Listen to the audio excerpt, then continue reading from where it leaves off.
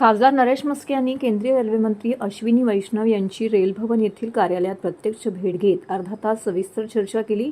ठाणे लोकसभा मतदारसंघातील ठाणे, नवी मुंबई आणि मीरा भाईंदर या प्रमुख रेल्वे स्थानकांमधील विविध प्रश्न आणि मूलभूत सुविधा आणि नवीन लांब पल्ल्यांच्या गाड्या सोडणं याकडे त्यांनी अश्विनी वैष्णव यांचे लक्ष वेधले।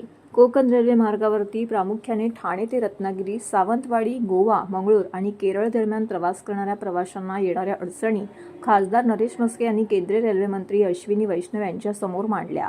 LTT, कुर्ला, मडगाव, मंगलोर रेल्वे मार्गावरील बहुतांश गाड्यांमध्ये जास्त गर्दी असल्याने आरक्षण उपलब्ध होत नाही। मुंबई शहर हे महानगर असल्याने या मार्गावरती अधिकाधिक गाड्या चालवण्याची गरज असून त्यानुसार CSMT आणि LTT कुर्ला तसेच ठाणे ते नाशिक, पुणे, मिरज येथेही पुरेशा टर्मिनल सुविधा नसल्याने प्रवाशांना अडचणींचा सामना करावा लागतोय।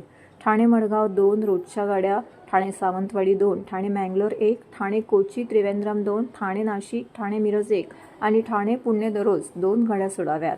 तसेच ठाणे बोरिवली मार्गावरून EMU गाडी सुरू करावी अशी मागणी म्हस्के यांनी अश्विनी वैष्णव यांच्याकडे केली आहे। ठाणे लोकसभा मतदारसंघामध्ये येणाऱ्या ठाणे, नवी मुंबई आणि मीरा भाईंदर या प्रमुख रेल्वे स्थानकांमधून लाखो प्रवासी दररोज प्रवास करतात।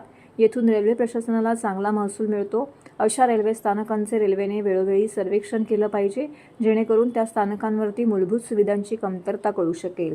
जसे की प्रत्येक रेल्वे स्थानकावरती पुरेशा प्रमाणामध्ये पुरुषांची स्वच्छतागृहे आणि महिलांची स्वच्छतागृहे असावीत।